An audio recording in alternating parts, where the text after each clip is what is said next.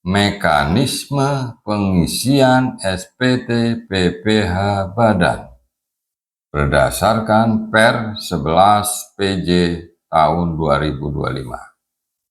Langkah pertama adalah melaporkan penghasilan yang tidak dikenakan PPh dan penghasilan yang dikenakan PPh final. 2. Menghitung penghasilan neto setelah fasilitas fiskal. 3. Memperhitungkan pengurang penghasilan neto setelah fasilitas fiskal untuk memperoleh besaran penghasilan kena pajak. 4. Menentukan tarif pajak. 5. Menghitung PPh terutang. 6. Memperhitungkan pengurang PPh terutang. 7. Menghitung PPh kurang lebih bayar. Menindaklanjuti PPh kurang lebih bayar, menghitung angsuran PPh pasal 25. Rincian daripada langkah awal melaporkan penghasilan yang tidak dikenakan PPh dan penghasilan yang dikenakan PPh final. Ya, di sini kita dalam SPT Induk bagian C harus menjawab beberapa pertanyaan mengenai penghasilan yang dikenakan PPh yang bersifat final dan penghasilan yang tidak termasuk objek pajak. Ya.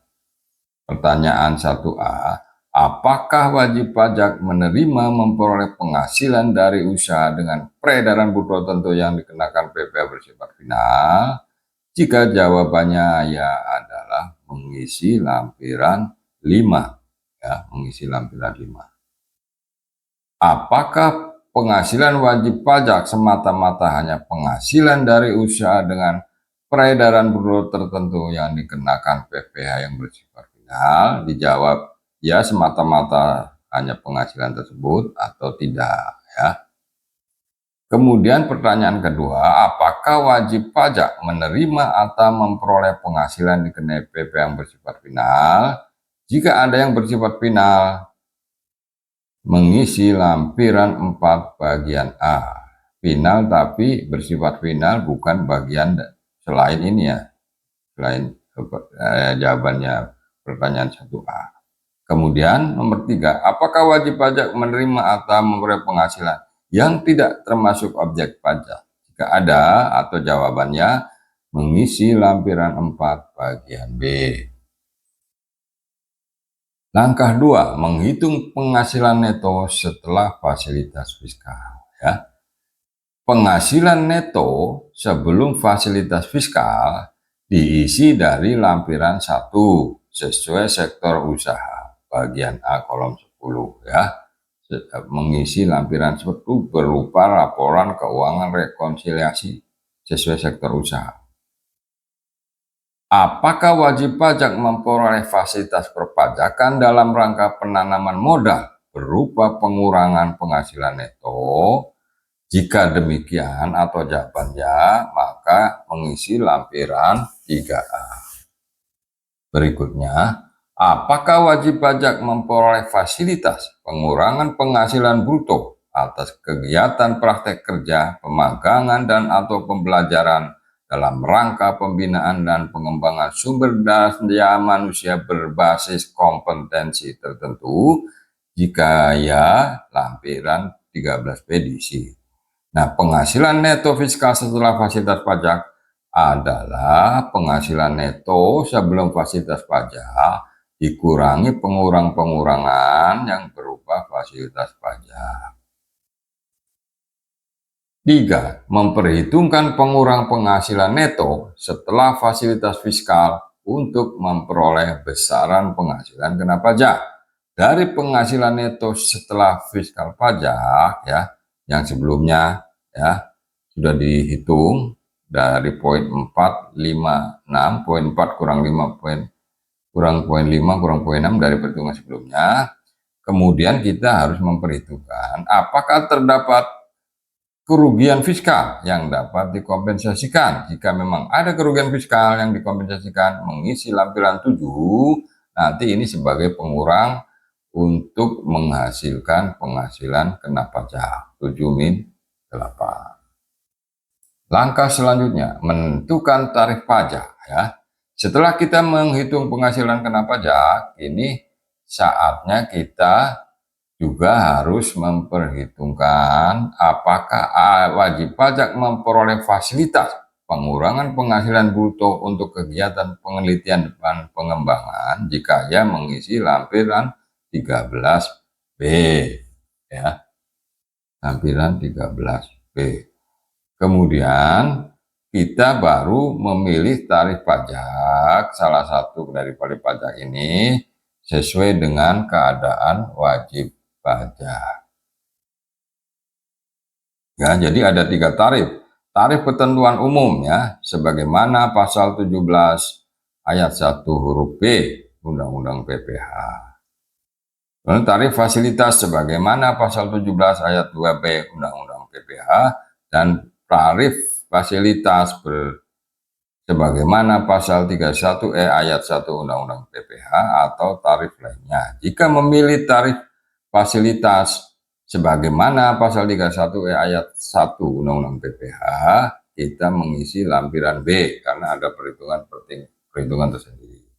Ini tarifnya, kalau A ini kalau nggak salah yang 22%, ini yang mendapat pengurangan 3%, jadi 19%. Nah, tarif lainnya biasanya ini untuk usaha-usaha di bidang minyak dan gas bumi ya. Menghitung PPh terutang, tarif pajak yang sudah dipilih ya dikalikan dengan PPh yang terutang yang nilai sebelumnya dikurangi, nah ini ya 9 dikurangi 10 ya. Ya 9 kurang 10 ya penjelasan sebelumnya. Memperhitungkan pengurang PPh terutang.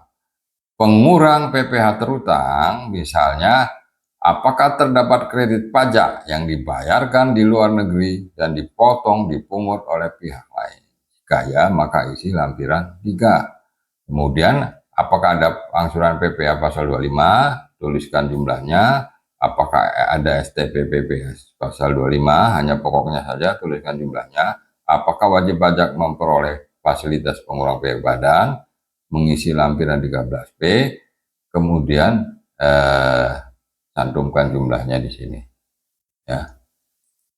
7. Menghitung PPh kurang lebih bayar, ya.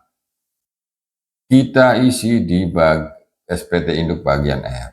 PPh kurang lebih bayar ya dikurangi dari angka-angka sebelumnya ya, angka-angka sebelum yang sudah dibahas sebelumnya itu. Kemudian jika ada pengangsuran, tuliskan nomor pajak yang dapat diangsurnya berapa jumlahnya.